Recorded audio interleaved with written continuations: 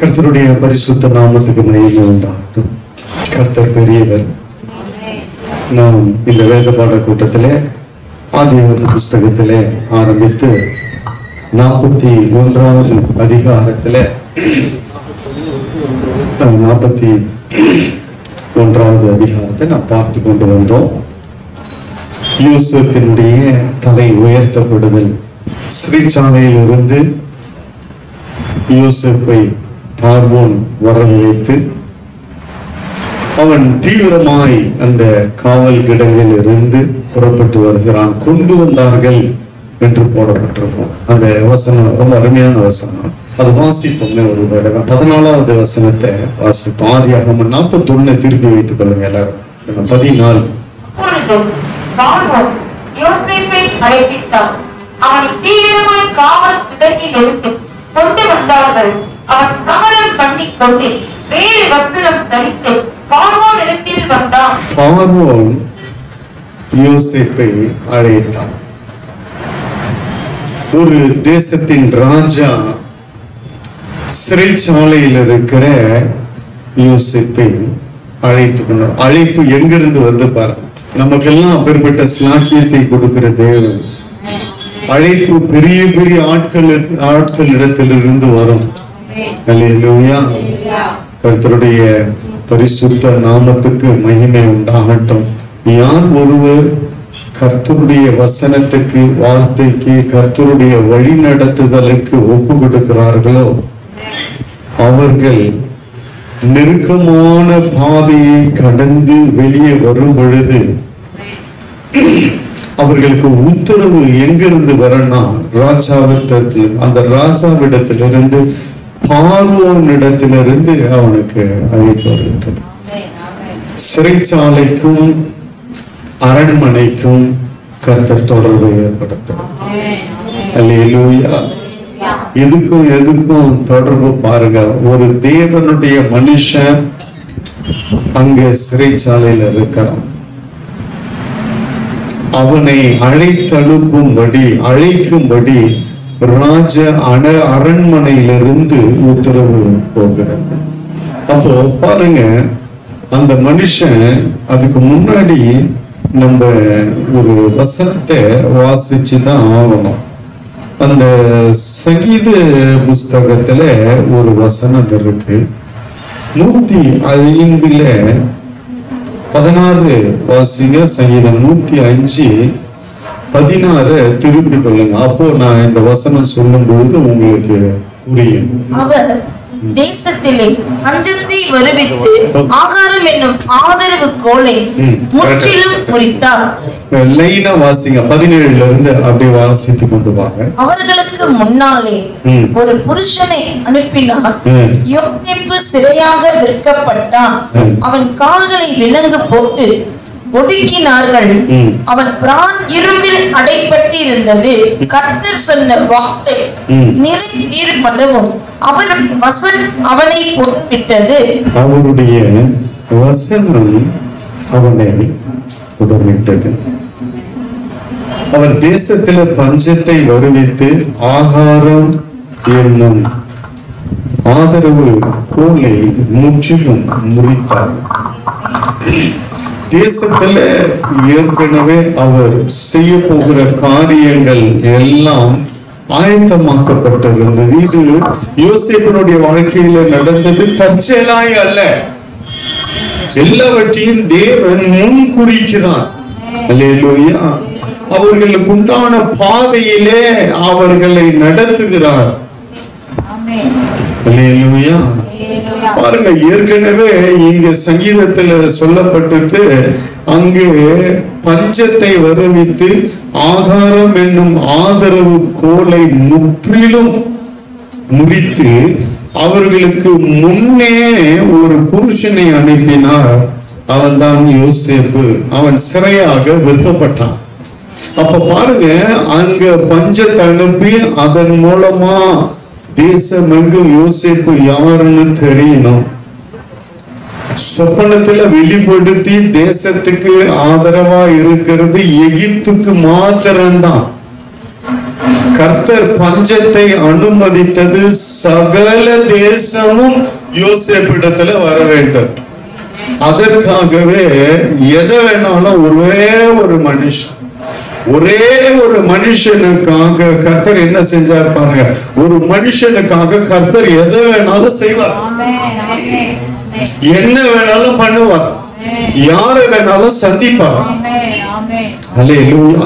எந்த அளவுக்கு ஒரு மனுஷன் தாழ்த்த கர்த்தர் இடம் கொடுக்கிறாரோ அதே அளவுக்கு ஒரு மனுஷனை உயர்த்தவும் கர்த்தர் அக்கறை உள்ளவராய் அதை யோசித்து ஆராய்ந்து சரியாய் நடத்துகிறார். அல்லேலூயா.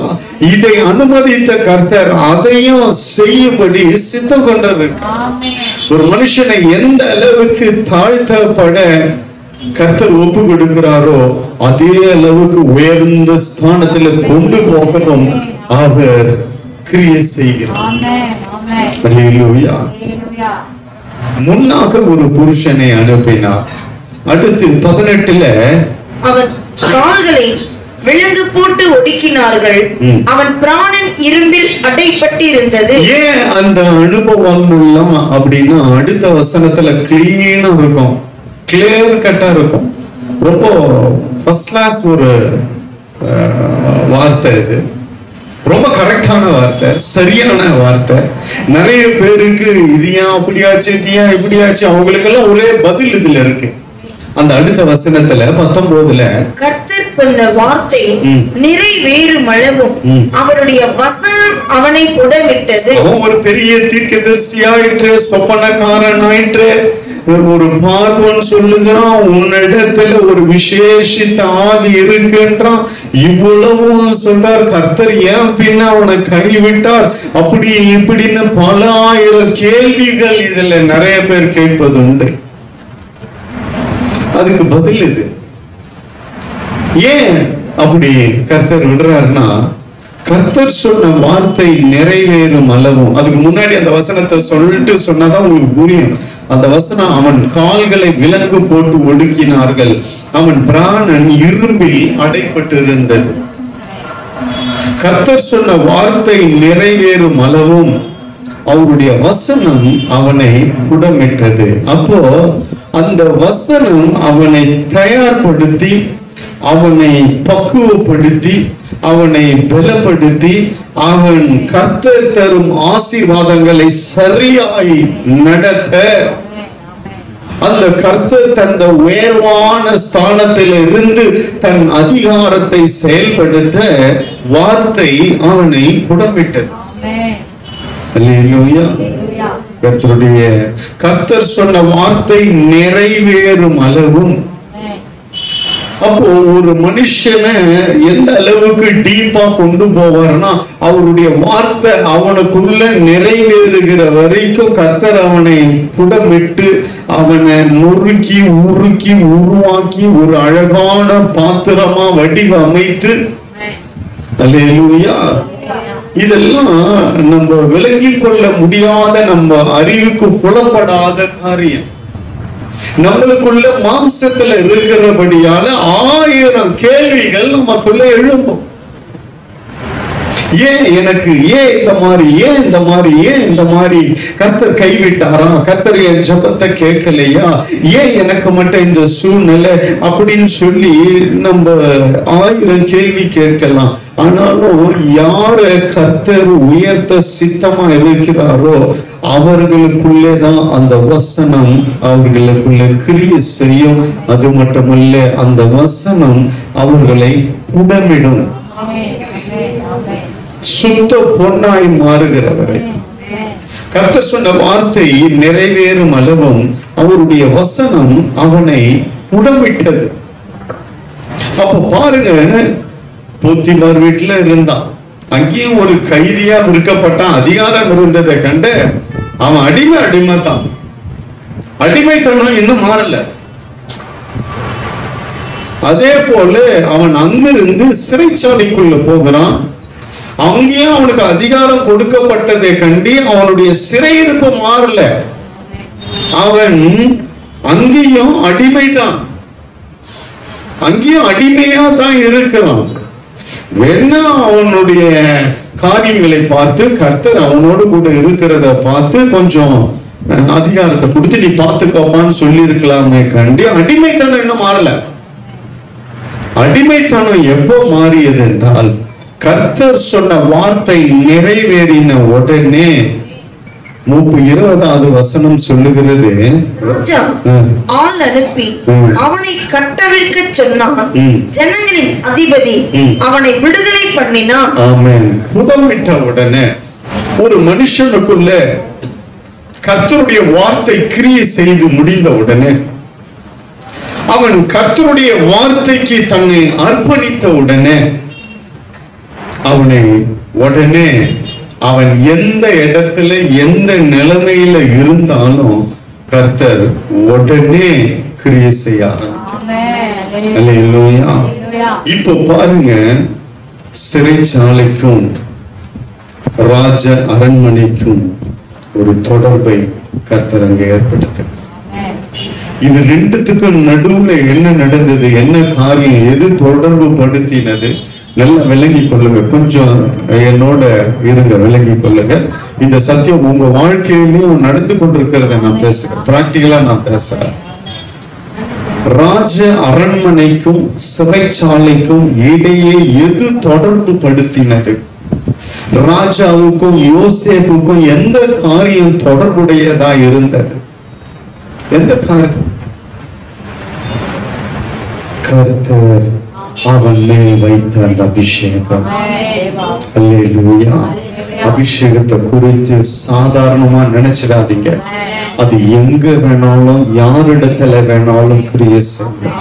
அல்லேலூயா, அல்லேலூயா. அதே போல கர்த்தருடைய வார்த்தை, ஆமென் சொல்லுங்க. அல்லேலூயா. கர்த்தருடைய வார்த்தை எங்க வேணாலும் யார வேணாலும் டச் பண்ணும். ஆமென் சொல்லுங்க. அல்லேலூயா. அவனுக்கு கொடுக்கப்பட்ட அந்த கிருபை தான், அந்த கிருபா வரம் தான், அந்த கிருபையின் அபிஷேகம் தான், அந்த சொப்பனத்தை வெளிப்படுத்துகிற ஆவி அவன் மேல இருந்தபடியால அந்த ஆவிதான் சிறைச்சாலைக்கும் ராஜ அரண்மனைக்கும் தொடர்பை, லிங்கை ஏற்படுத்திடுச்சு. இதுதான் காரணம், வேற என்ன காரணம்? ராஜா என்ன சும்மா ஆளை கிரீடத்தை வச்சு இது கொடுத்து பண்ணிட முடியுமா? அவன் ஒரு அடிமையா இருந்தான். சிறைச்சாலையில இருந்தாலும் அவன் அடிமைத்தனம் மாறல. எங்க அவன் அடிமைத்தனம் மாற்றப்பட்டது என்றால் ராஜ அரண்மனையில என்றைக்கு அவன் வந்து காலை வைத்தானோ அப்பொழுதுதான் அது உடைக்கப்பட்டது. அந்த அடிமைத்தனம் முகத்தடி முறிந்தது. அவன் மீட்கப்பட்டவன் என்ற நிலைமை மாறினது. அவன் போத்திபார் விட்டுற ஃப்ரீடமா இருந்தாலும், விடுதலையா இருந்தாலும், சிறைச்சாலையிலும் விடுதலையா இருந்தாலும் அடிமைத்தான். அவன் எகிப்தியன் இல்லை.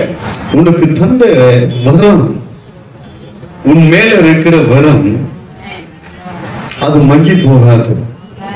ஒரு நாள் அது கிரியை செய்யும், பெரிய பெரிய இடத்துல தொடர்பை ஏற்படுத்தும். அல்லேலூயா. கர்த்தருடைய பரிசுத்த நாமத்துக்கு மையமே உண்டாகட்டும். எந்த அளவுக்கு ஒரு மனுஷனை புடமிடுகிறார் என்றால், கர்த்தர் சொன்ன வார்த்தை, கர்த்தர் சொன்ன அவனை குறித்து பேசின வார்த்தை, தீர்க்க தரிசனங்கள், அவனை குறித்து வெளிப்பாடுகள் எல்லாம், அது மாத்திரமல்ல, தேவனுடைய இந்த வேதத்தில் இருக்கிற வார்த்தைகள் கர்த்தர் இவனுக்கென்று சொன்ன வார்த்தை. அல்லேலூயா. கர்த்தர் பொதுவா நிறைய சொல்லி இருக்கிறார் வார்த்தை. அதே போலதான் உன்னை குறித்து, என்னை குறித்து தனிப்பட்ட விஷயத்துல கர்த்தர் சொன்ன வார்த்தை. பொதுவான வார்த்தைகள் எத்தனையோ வார்த்தைகள் வேதத்துல இருக்கு. ஆனா கர்த்தர் சொன்ன வார்த்தை, கர்த்தர் என்ன சொன்னார்? இவனை குறித்து சொன்ன வார்த்தை. கர்த்தர் சொன்ன வார்த்தைன்னா பொதுவா எடுத்துக்க முடியாது. ஏன்னா பர்டிகுலர் பீப்புள் அங்க கொண்டு வந்து நுழைச்சு வச்சிருக்கிறாருங்க. அவனை குறிச்சுதான் பேசுறாரு. அல்லேலூயா. மொத்தமா எல்லாருக்கும் இல்ல மொத்த வார்த்தையும் இல்ல, அவனை குறிச்சு என்ன சொன்னார்? அல்லேலூயா. உன்னை குறிச்சு கர்த்தர் என்ன சொன்னாரோ அதை எங்க பேசணுமோ அங்க பேசுவார் கர்த்தர். அல்லேலூயா. இந்த சத்தியத்துல நீங்க விளங்கி கொள்ளுங்க. சாதாரணமா உனக்கு உயர்வு வந்துடுது இல்லை, சாதாரணமா ஒரு நபர் உன்னை உயர்த்துறது இல்லை, சாதாரணமா உன் பேர் பெருமைப்படுவதில்லை, உன் பேர் உயர்த்தப்படுவதில்லை, சாதாரணமா உனக்கு ஆசீர்வாதங்கள் வருவதில்லை. இதெல்லாம் கர்த்தர் செய்கிற கிரியைகள், கர்த்தர் செய்கிற காரியங்கள். கர்த்தர் சொன்ன அவனை குறித்து சொன்ன வார்த்தை நிறைவேறும் அளவும் அவருடைய வசனம் அவனை புடமிட்டது. அப்படின்னா தனிப்பட்ட அவனுக்கு சொன்ன வார்த்தை. இன்னைக்கு தனிப்பட்ட முறையில ஒவ்வொருவருக்கும் கர்த்தர் பேசி இருக்கிறார், கர்த்தர் சொல்லி இருக்கிறார், எத்தனையோ வாக்குத்தத்தம் பண்ணி இருக்கிறார். அந்த வார்த்தை எல்லாம் உன்னை புடமிட்டு பக்குவப்படுத்தி பண்படுத்தி உன்னை முளைத்து எழும்பும்படி கர்த்தர் கிரியை செய்தார். ராஜா புடமிட்டது அந்த வார்த்தை, அவர் சொன்ன வார்த்தை அவனுக்குள்ள பலமா ஆழமா கிரியை செய்த உடனே ராஜா ஆள் அனுப்பி அவனை கட்டவிழ்க்க சொன்னான். ஜனங்களின் அதிபதி அவனை விடுதலை பண்ணினான். அல்லேலூயா. கர்த்தருடைய பரிசுத்த நாமத்துக்கு மகிமை உண்டாகட்டும். அடுத்து 21-22 அது அவனை சார்ந்ததான். அதை வாசிங்க. தன் பிரபுக்களை அவன் மனதின்படி கட்டவும், தன் மூப்பர்களை ஞானிகளாக்கவும், அவனை தன் வீட்டுக்கு ஆண்டவனும் தன் ஆஸ்திக்கெல்லாம் அதிபதியும் ஆக்கினான். ஆமென். தன் பிரபுக்களை அவன் மனதின்படி கட்டவும், தன் மூப்பர்களை ஞானிகளாக்கவும், அவனை தன் வீட்டுக்கு ஆண்டவனும் தன் ஆஸ்திக்கெல்லாம் அதிபதியும் ஆக்கினான். ராஜா கர்த்தருடைய இது ராஜாவை குறித்து அவனுடைய அரண்மனையை குறித்து பேசப்பட்டிருக்கிறது. இப்போ ஆதியாகமம் 41 முழு தேசத்துக்கும் பேசப்பட்ட வார்த்தைகள் ஆரம்பிக்கிறது. இந்த 38ல இருந்து ஆரம்பிக்கிறத நம்ம பார்த்தோம். கடந்த வாரம் இதெல்லாம் நம்ம பார்த்தோம். அத ராஜா சொல்றாரு, உன்னை போல தேவ ஆவி பெற்ற ஒருவன் உண்டோ? அல்லேலூயா. அப்போ பாருங்க, எது நினைச்சது? தேவா. அவன் மேல வைக்கப்பட்ட அபிஷேகம்.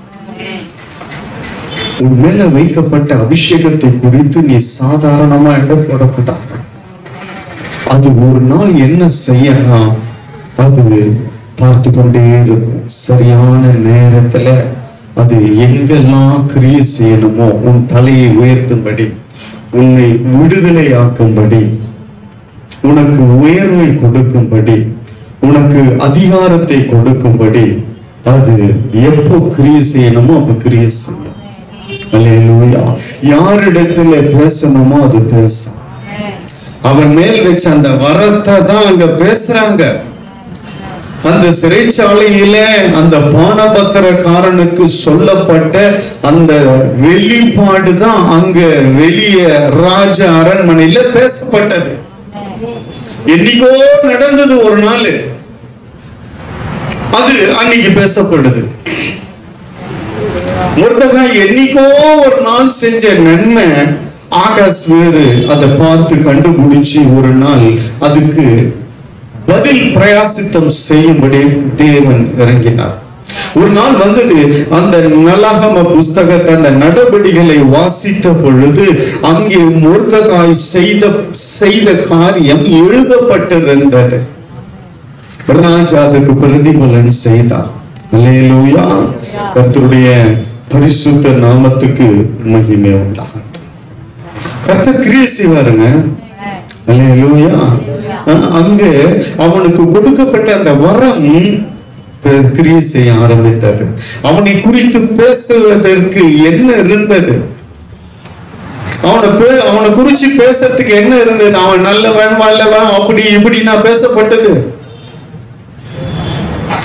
கர்த்தர் வைத்த அபிஷேகம் மாத்திரம் அங்க பேசப்பட்டது. அல்லேலூயா. இன்னைக்கு உலகம் தன்னை பத்தி பேசணும், தன்னுடைய காரியங்களை பேசணும், தன்னுடைய அந்தஸ்து பெருமைகள் தான் செய்த காரியங்களை பேச வேண்டும் என்று உலகம் அப்படி பார்க்கிறது. ஆனால் நல்ல ஒரு ஆவிக்குரிய மனுஷனுடைய காரியம் என்னன்னா, அவன் மேல் வைக்கப்பட்ட கிருபா வரம் பேசப்பட்டது. அவன் மேல் வைக்கப்பட்ட அந்த அபிஷேகம் பேசப்பட்டது. அவனை குறிச்சு வேற ஒண்ணுமே பேசல. அவன் ரொம்ப நல்லவங்க, அவன் உத்தமங்க. அவன் போத்திபார் வீட்டுல இருந்தப்போ அவன் எல்லாத்தையும் விட்டுட்டு அவனுக்கு வலுக்கட்டாயமா தொந்தரவு கொடுத்து கூட பாவம் செய்யாம அவன் வந்துட்டான். உண்மையா இருந்தான், அதை இருந்தான், அப்படி இருந்தான். அதெல்லாம் அங்க பேசவே இல்லை. அவனை பத்தி ஏதாவது பேசப்பட்டதா? இல்ல. சிறைச்சாலையில எல்லாரையும் விசாரிக்கிறான், உண்மையா இருக்கிறான், கர்த்தர் அவனோடு கூட இருக்கிறார், அவன் செஞ்ச நன்மைகள், அவன் காரியம். அவனை பத்தி மனுஷீகத்தை பத்தி பேசல, மனுஷீக காரியங்களை குறித்து அங்க டச் பண்ணவே இல்லை. ஆனா உலகம் மனுஷனை குறித்து பேச வேண்டும் என்று எதிர்பார்க்க.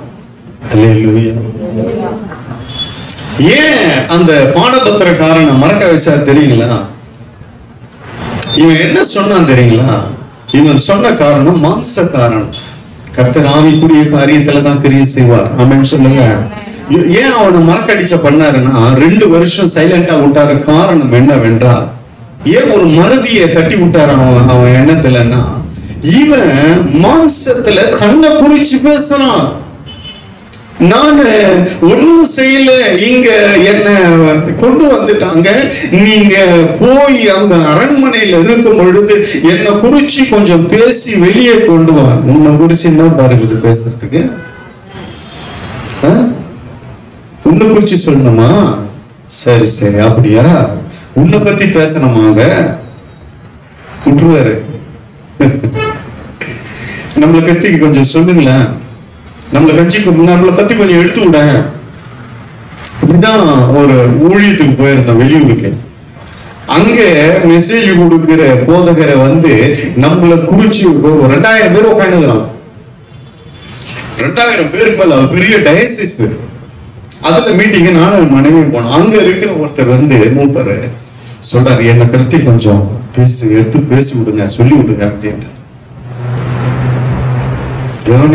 ஏன் கர்த்தர் அப்படியே சைலண்டா விட்டாரு? ஒரு 2 இயர்ஸ் போடா, இல்லைன்னா கொஞ்சம் முன்னாடியே தூக்கின்னு வந்திருப்பாரு.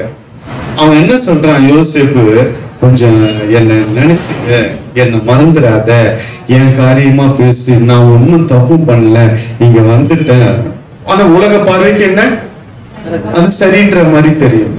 கர்த்தர் அவனை கொண்டு வந்த நோக்கம் என்ன? ஏன் இவனை தனியா உடைச்சு ஒரு கிளை, மரத்துல இருக்கிற ஒரு கிளைய மாத்திரம் உடைச்சு தூக்கின்னு எங்கேயோ எடுத்து நடுறாரு. அந்த உடைச்ச கிளை காஞ்சி போகாம, அது அந்த சாரத்தை இழக்காம அப்படியே அந்த கிளைய புடிச்சு அப்படியே கொண்டு எகிப்துல கர்த்தர் நடுறாரு. அவன் தான் யோசேப்பு என்னும் திராட்சை கொலைன்னு பேசப்பட்டிருக்கிறது. அல்லேலூயா. ஆசீர்வதிக்கும் பொழுது அவன் திராட்சை கனி தரும் திராட்சை செடின்னு சொன்னாரு. யாக்கோபு பின்னாடி வரும், ஆசீர்வதிக்கும் போது சொல்ற, அது வாடாம வதங்காம, அது அந்த காஞ்சி போகாம, அதுக்குள்ள ஒரு ஜீவன் இருக்கப்படி கர்த்தருடைய கரத்துல புடிச்சு கொண்டு எகிப்துல நடுற.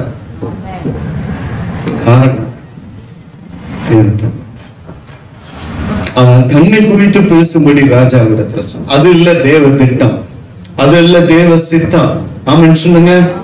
உன்னை குறிச்சு கர்த்தர் வைத்திருக்கிற காரியம் மாத்திரம் தான் பேசப்படும். ஆமென் சொல்லுங்க.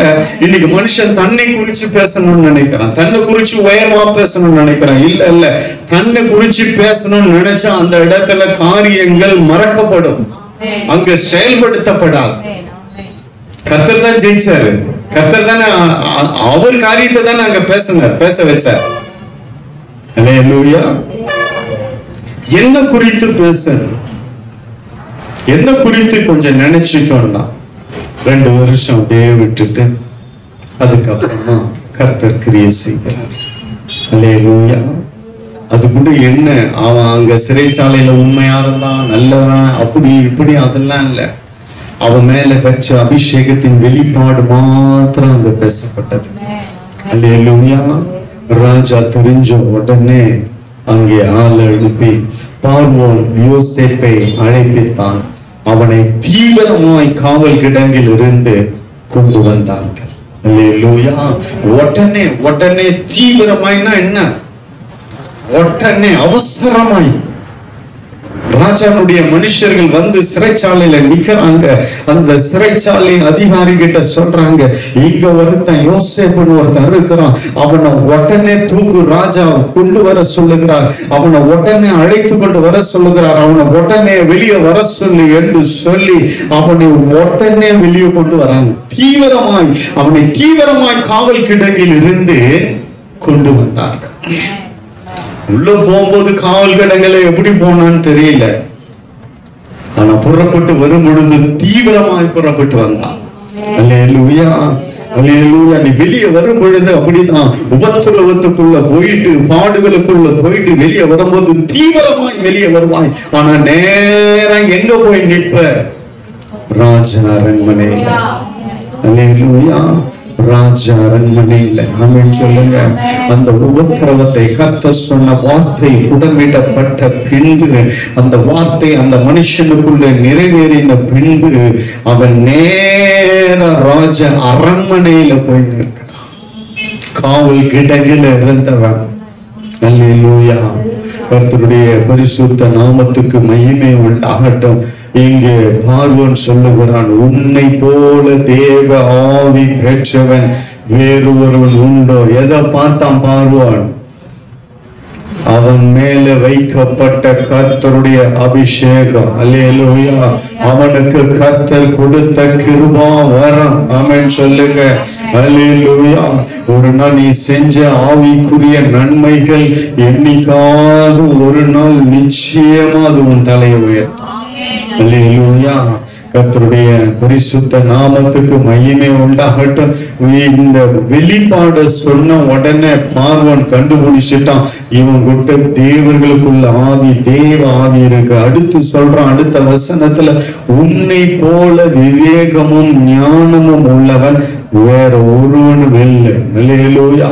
பாருங்க, பார்வோன் இடத்துல அவ்வளவு பெரிய ராஜ்யத்துல எத்தனை பேர் இருந்திருப்பாங்க. எவ்வளவு பெரிய தேசங்க எகிப்து தேசம். அவங்கிட்ட இல்லாத ஆளா? ஆனா கர்த்தர் ஒரு புறஜாதிகளுக்கு மத்தியில கொண்டு போனார்னா உன்னை மாத்திரம் தான், உன் தலைய மாத்திரம் தான் உயர்த்து. அல்லேலூயா, கர்த்தருடைய பரிசுத்த நாமத்துக்கு மகிமை உண்டா.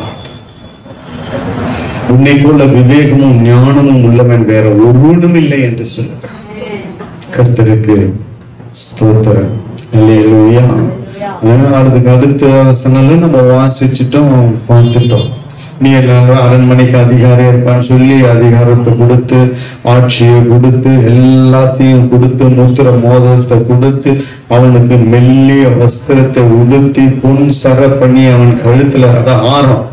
ஆமென் சொல்லுங்க.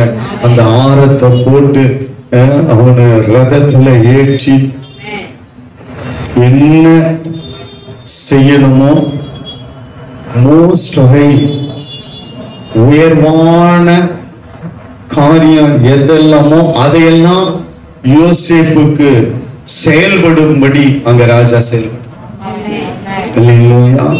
இவ்வளவுக்கும் காரணம் அவனுக்கு கொடுக்கப்பட்ட அந்த ஒரு அபிஷேகம். அல்லேலூயா, கர்த்தருடைய பரிசுத்த நாமத்துக்கு மகிமை உண்டாகட்டும். அங்கே அந்த இடத்துல அவனுக்கு திருமணம் நடக்கிறது. அவனுக்கு 2 பிள்ளைகள் பிறக்கிறார்கள்.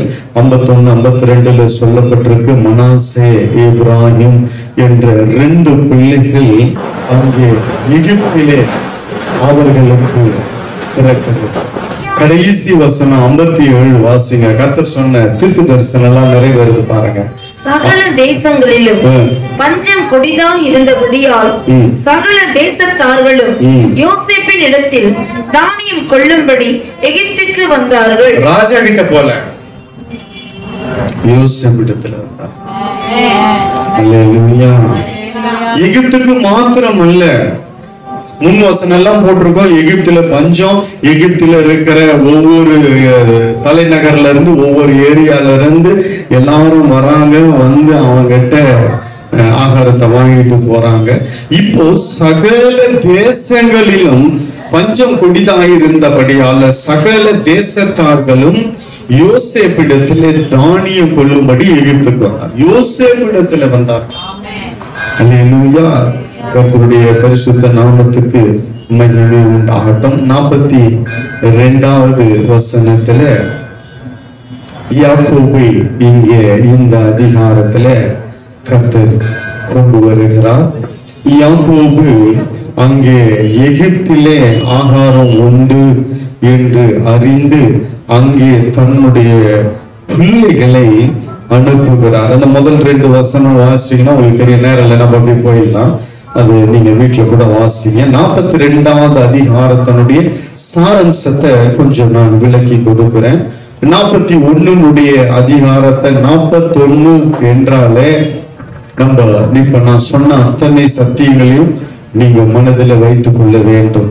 41வது அதிகாரம் அவன் அதிகாரத்தை கர்த்தர் கொடுத்து செயல்படுத்துகிற அதிகாரம், அவன் தலையை உயர்த்துகிற அதிகாரம், சிறைச்சாலையின் அனுபவம் மாறுகிற அதிகாரம். ஆமென் சொல்லுங்க. அவனை குறித்து சொன்ன தீர்க்க தரிசனம் நிறைவேறின அதிகாரம். 2வது கர்த்தர் வைத்த அபிஷேகம் நிறைவேறின அதிகாரம். இப்படி நான் ஒவ்வொரு அதிகாரத்தை குறித்து உங்களுக்கு திட்டமும் தெளிவுமாய் சொல்லி கொண்டிருக்கிறேன்.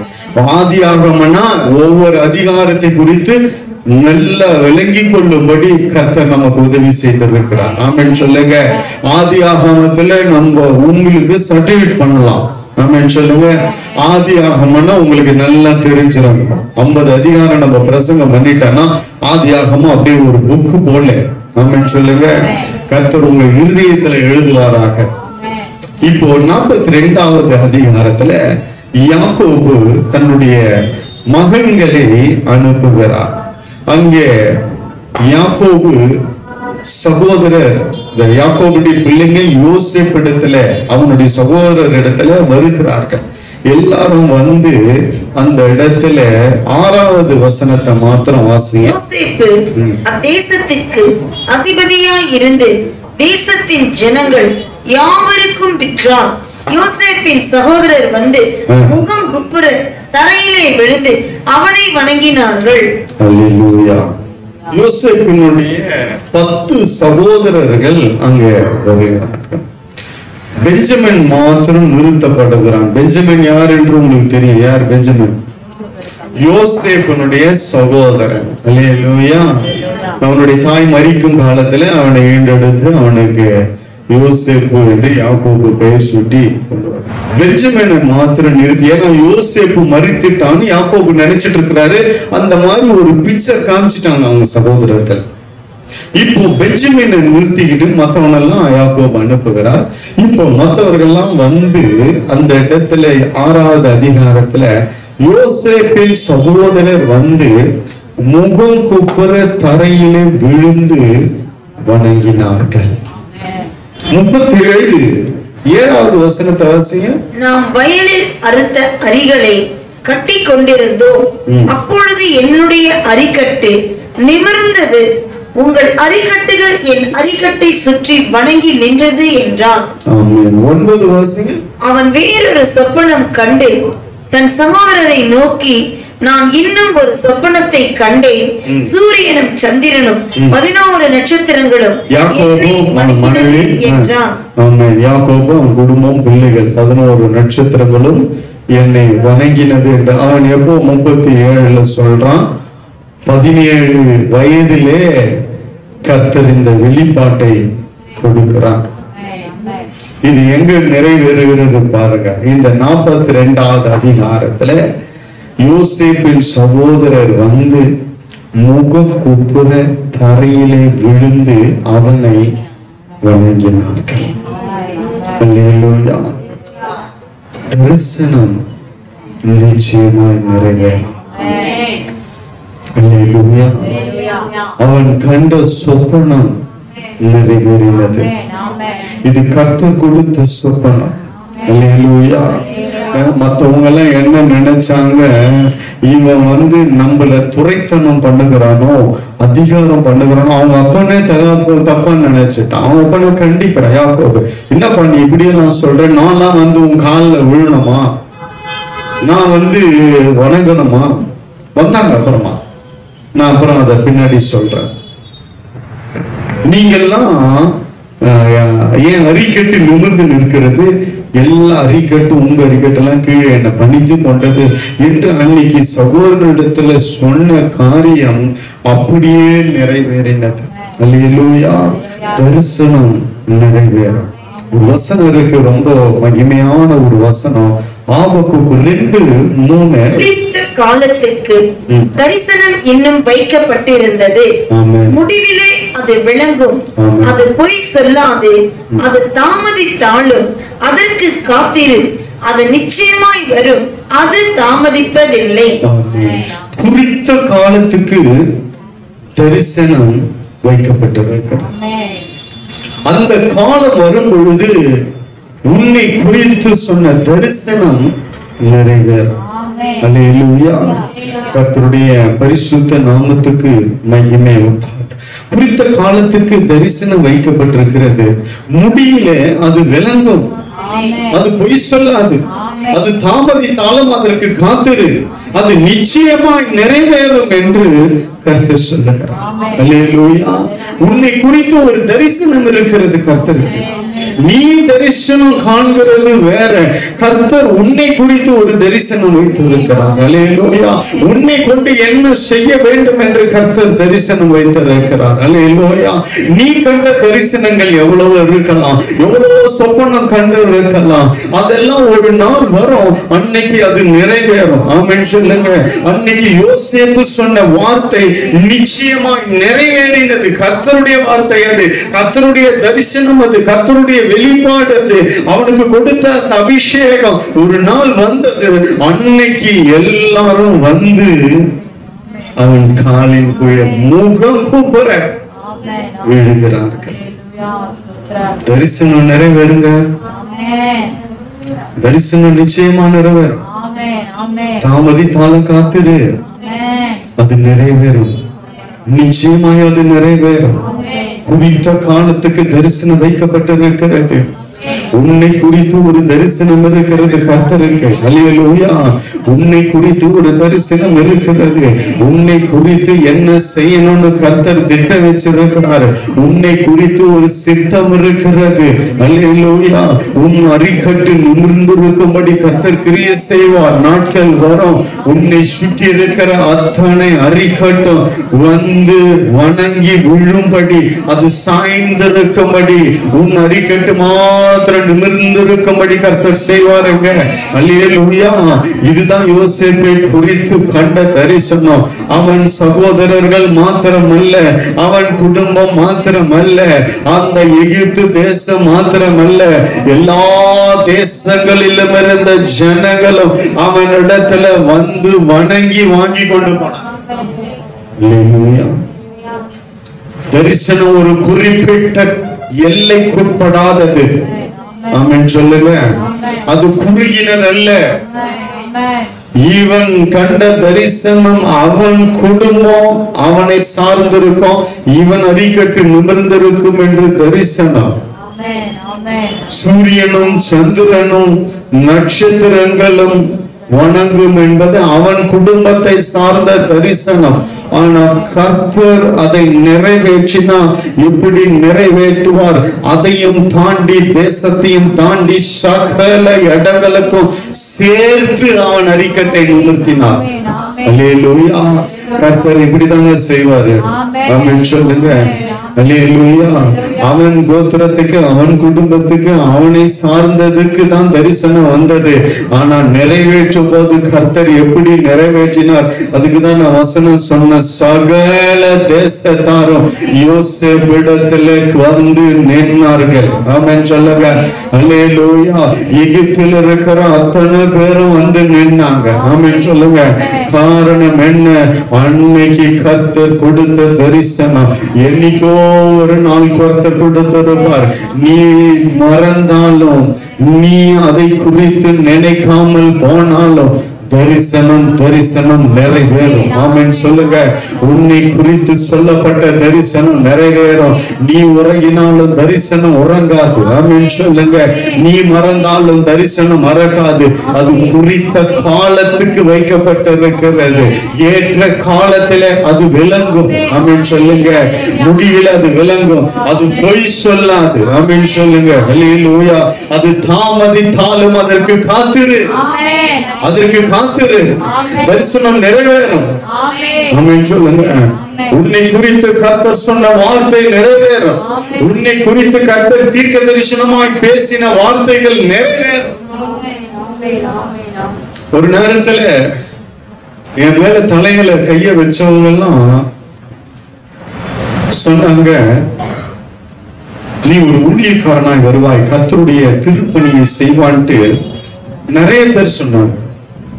அப்போ எனக்கு அதுல நம்பிக்கையே இல்லை. ஏன்னா நான் ஒரு பைபிள் காலேஜ் போல, இல்ல ஆண்டவரை அவருக்கு எதுவும் ஊழியம் செய்யல, வேதம் எனக்கு அந்த அளவுக்கு தெரியாது. ஆரம்ப ஸ்டேஜ்,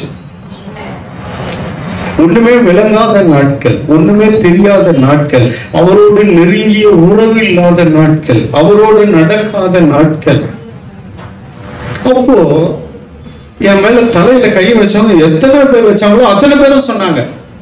அப்போ எனக்கு ஒண்ணுமே புரியல, இது எப்படி நடக்கும், நம்மளுக்கு அதுக்கு சம்பந்தமே இல்லையே அப்படி எப்படி யோசிச்சேன். நம்மளுக்கு வேதமும் தெரியாது, இயேசுவும் தெரியாது, அவர் என்ன செஞ்சாரு, என்ன ஏது, எந்த ஆழமும் எனக்கு தெரியாது வேதத்துல. ஆனா சொன்னாங்க. அப்போ எனக்கு அது விளங்கல. 2002 தான் எனக்கு விளங்குச்சு. அப்பதான் பார்ட் டைம் மினிஸ்ட்ரி முதல்ல நாங்க செஞ்சது கைப்பிரதி ஊழியம். அந்த சபையில தெருவா நடந்து போய் எல்லா இடங்களிலும் கைப்பிரதி கொடுத்து, அடுத்து வீடா போய் சுவிசேஷ புத்தகங்கள் பைபிள் எல்லாம் கொடுத்து அப்படியே இருந்து கடைசியில 2007 கர்த்தர் 3 ஊழியத்துக்கு ஒருபடி உதவி செய்தார்.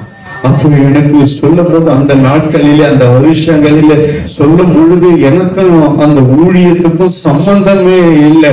ஆனா என்னை குறித்து சொன்ன தீர்க்க தரிசனம், என்னை குறித்து வைக்கப்பட்ட தரிசனம், கர்த்தர் ஒவ்வொரு மனுஷனுக்கும் ஒவ்வொரு தரிசனத்தை வைத்திருக்கிறார். ஒருவேளை அது உனக்கு நடக்காத சூழ்நிலை இருக்கலாம், எனக்கா அப்படின்னு நீ யோசிக்கிற நாட்கள் இருக்கலாம். ஆனாலும் உன்னை குறித்து என்ன சொன்ன, உன்னை குறித்து என்ன பேசி இருக்கிறாரோ, உன்னை குறித்து என்ன திட்டம் வைத்திருக்கிறாரோ அதை கர்த்தர் ஒரு நாள் நிறைவேற்றுவார். அல்லேலூயா. அன்னைக்கு தான் பார்த்தேன், மத்தவங்க எல்லாம் சொன்னது ஏதோ சும்மா சொல்றாங்களா இல்ல என்ன சொல்றாங்க எனக்கு அப்ப விளங்கவே இல்லை. ஆனா அதுக்கப்புறம் தான் தெரிஞ்சது இது கர்த்தருடைய திட்டம். கர்த்தர் என்னை குறித்து சொன்ன தரிசனம், என்னை குறித்து வைத்திருந்த திட்டம், அது குறித்த காலத்துல அது நிறைவேறினது. அல்லேலூயா.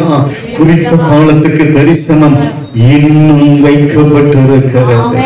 அல்லேலூயா. அது முடிவில் விளங்கும். அது தாமதித்தாலும் காத்திரு, அது நிச்சயமாய் வரும், தாமதிப்பதில்லை. அல்லேலூயா. அவனை குறித்து அங்கே நிறைவேறினது. இப்ப அதை திருப்பி கொள்ளுங்க, 42 திருப்பி கொள்ளுங்க. அங்கே கவனிங்க. அவன் சகோதரர்களுக்கு அவன் அந்த ஆகாரத்துக்கு உண்டான அத்தனையும் கொடுத்து அனுப்புகிறான். ஆனாலும் என்ன பண்றாரு, அவங்க கொண்டு வந்த காசெல்லாம் அந்தந்த மூட்டையில கட்டி கொண்டு போய் சொல்லிட்டார். கொண்டு போய் அவங்க போயிட்டு பிரிச்சு பாக்குறாங்க. பார்த்தா வீட்டுல போய் எல்லாம் அவங்க எடுத்துன்னு போன அத்தனை பணமும் பைக்குள்ள இருக்குது, சாக்குக்குள்ள. என்னடா இது அப்படின்னு சொல்லிட்டு பயந்து போய் அவருக்கு என்ன பண்றதுன்னு ஒரே அதிர்ச்சி. பாருங்க அந்த இடத்துல இன்னொரு வசனம் 21 வாசிங்க. நம்முடைய சகோதரனுக்கு நாம் செய்த துரோகம் நம்மேல் சுமந்தது. அவன் நம்மை கெஞ்சி வேண்டிக் கொண்ட போது அவனுடைய மன வியாகுலத்தை நாம் கண்டும் அவனுக்கு செவி கொடாமற் போனோமே. ஆகையால் இந்த ஆபத்து நமக்கு நேரிட்டது என்று ஒருவரை ஒருவர் பார்த்து சொல்லிக் கொண்டார்கள் என்று சொல்லப்பட்டிருக்கிறது. ஏன்னா இவங்க யோசிக்கிறாங்க, என்னடா இந்த மாதிரி ஆயிடுச்சேன்னு சொல்லி அங்க ரொம்ப யோசிச்சு அவங்க பாக்குறாங்க. அதுக்கப்புறமா அந்த அதிகாரத்துல நிறைய இருக்கு. சிமியோனை நிறுத்தி கொண்டு எல்லாத்தையும் அனுப்புகிறான்.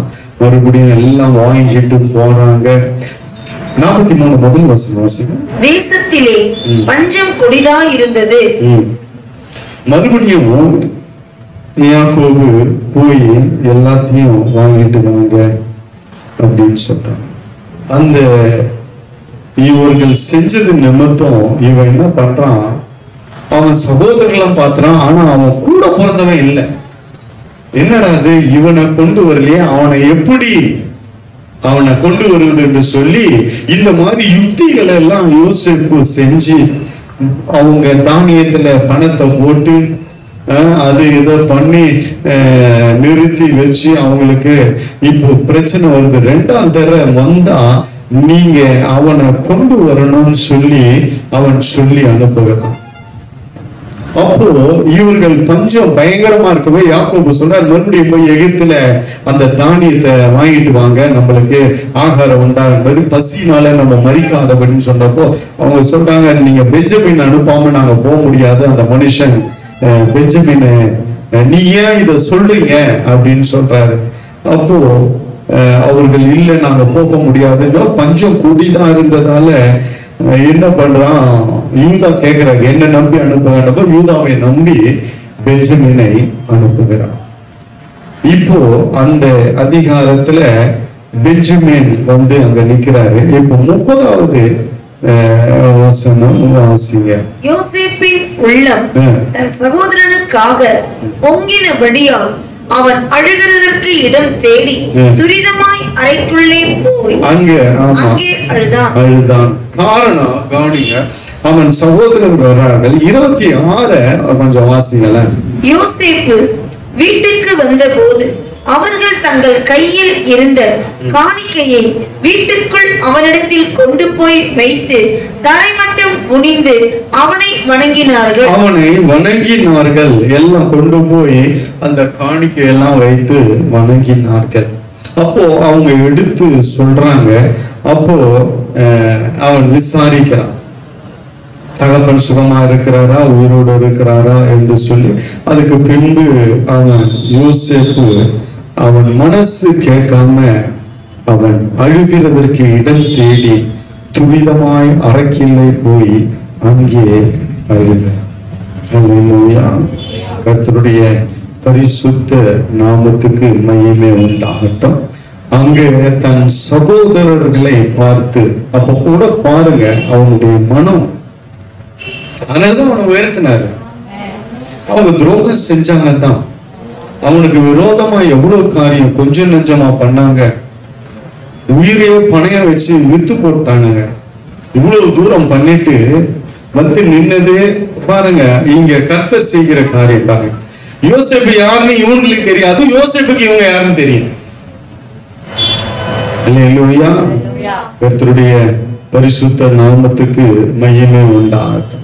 யாருன்னு அடையாளம் தெரியல இவங்களுக்கு, யோசேப்பை கண்டுபிடிக்க முடியல. ஏன்னா 17 வயசுல இது நடந்த காரியம். இப்ப 30 வயசு அவனுக்கு. 13 வருஷத்துல அவன் உருமாற்றம் அடைந்திருப்பான் போல இருக்கு.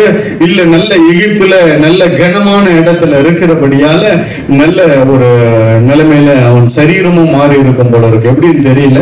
ஆனா அவன் சகோதரர்கள் அவனை கண்டுபிடிக்க முடியல. ஆனா இவன் பாருங்க, தன் குடும்பத்தை பிடித்து இருதயத்துல வைத்திருந்தான். அதனாலதான் எத்தனை வருஷம் கழித்து வந்தாலும் அவன் சகோதரர்களை சரியா அடையாளம் கண்டுபிடிக்கிறான். அல்லேலூயா. கர்த்தருடைய பரிசுத்த நாமத்துக்கு மகிமை உண்டாம். தன் குடும்பத்தை குறித்து, தன்னுடைய சகோதரர்களை குறித்து அவன் நினைச்சிருந்தா அவங்க வந்த ஃபர்ஸ்ட் டைம் தூக்கி எல்லாரையும் உள்ள உட்கார வச்சிருக்கலாம், அந்த அதிகாரம் இருந்தது. ஆனாலும் அவனுடைய இருதயம் தீமைக்கு தீமையை சரி கட்டாமல் தீமையை நன்மையால வென்ற சுபாவம். இதான் இயேசுனுடைய சுபாவம். ஆமென் சொல்லுங்க. அல்லேலூயா. நன்மைக்கு இது தீமை செய்கிறவர்கள் உண்டு, ஆனா தீமைக்கு நன்மை செய்த ஒரு மனுஷன் முதல் தடவை பார்த்தப்பவே இவனுக்கு தெரிஞ்சு போச்சு இவங்க சகோதரர்கள் வந்திருக்கிறாங்க பார்த்துட்டான். அப்பவே இவன் வன்மம் வைத்திருந்தா, கரம் வச்சிருந்தா தூக்கிட்டு இருக்கலாம், எல்லாரையும் தூக்கி உள்ள உட்காந்துக்கலாம், கொன்று போட்டிருக்கலாம், என்ன வேணாலும் பண்ணி இருக்கலாம். ஏன்னா ஆட்சி அதிகாரம் இருக்கு. ஆனாலும் அவன் தீமைக்கு நன்மை செய்த நல்ல ஒரு தேவன். நமக்கு தீமை செஞ்சிருக்கலாங்க, ஆனா எப்போ உன் காலின் கீழே கொண்டு வந்துட்டாரோ அதை மன்னிச்சுன்னா மறந்துடணும். அல்லேலூயா. எப்போ அவனை உன் காலின் கீழே கொண்டு வந்துட்டானோ, உன் தயவை நாடுறானோ, உன் உதவியை நாடுறாங்களோ, அப்பவே நீ மன்னிச்சு யோசேப்பை போல ஏற்றுக்கொண்டா இன்னும் மேன்மையாய் கர்த்தர் உன்னை வைப்பார். அல்லேலூயா. அவன் அங்க வன்மம் வைக்கல, தனக்கு செஞ்ச காரியத்தை குறிச்சு, தனக்கு செய்த துரோகத்தை குறிச்சு, தன் உயிருக்கு பங்கம் வைத்ததை குறித்து அவன் எதுவும் கரம் வைக்காம, எதிர்வினை அவர்களுக்கு செய்யாம, அவங்க செஞ்ச துரோகத்துக்கு சரியா இவனும் செய்யாம, அந்த இடத்துல எப்போ அதான் தேவனுடைய ஆவி இயேசுவை வெளிப்படுத்தின பழைய ஏற்பாட்டு தேவ மனுஷன், புதிய ஏற்பாட்டில் இருக்கிற இயேசுவை வெளிப்படுத்தின பழைய ஏற்பாட்டு தேவ மனிதனவன், அந்த சுபாவத்தை வெளிப்படுத்தினவன். அல்லேலூயா. வன்மம் வைக்காம, எதுவும் வைக்காம மன்னிச்சு அவங்களுக்காக பாருங்க, இப்ப அழறாரு. பெஞ்சமின் எல்லாம் வந்துட்டான், அவனுடைய சகோதரன், எல்லா சகோதரரும் வந்துட்டாங்க. இப்போ அவன் அழுகிறான். அல்லேலூயா. பின்பு அந்த 31 வாசிங்கள. யோசேப்பின் உள்ளம் தன் சகோதரனுக்காக பொங்கினபடியால் அவன் அழுகிறதற்கு இடம் தேடி துரிதமாய் அறைக்குள்ளே போய் அங்கே அழுதான். பின்பு அவன் தன் முகத்தை கழுவி வெளியே வந்து தன்னை அடக்கிக் கொண்டு போஜனம் வையுங்கள் என்றான். போஜனம் வையுங்கள் என்றான். பின்பு அவன் தன் முகத்தை கழுவி வெளியே வந்து தன்னை அடக்கி கொண்டு அவங்களுக்கு எல்லாம் சாப்பாடு வைப்பான். சாப்பிடு. என்ன உரிமையா தொர்த்தனானுங்க, என் மேல இருக்கிற அங்கேயே எடுத்துட்டானுங்க, அடிமையா வித்து போட்டானுங்க, சோத்த போடுறாங்க. தானியத்தை கொடு ஆமென் சொல்லுங்க. இதுதான் ஆண்டவரை வெளிப்படுத்துகிற ஒரு நல்ல பண்பு, சுபாவம், உள்ளம். ஆமென் சொல்லுங்க. அல்லேலூயா. கர்த்தருடைய பரிசுத்த நாமத்துக்கு மகிமை உண்டாகட்டும். எதிராளி உன் பட்சமாய் வர வரைக்கும் தான் வந்துட்டான், உன் காலில் விழுந்துட்டான்னா அவனுக்கு நீங்க தாராளமா உதவி செய்யலாம். அல்லேலூயா.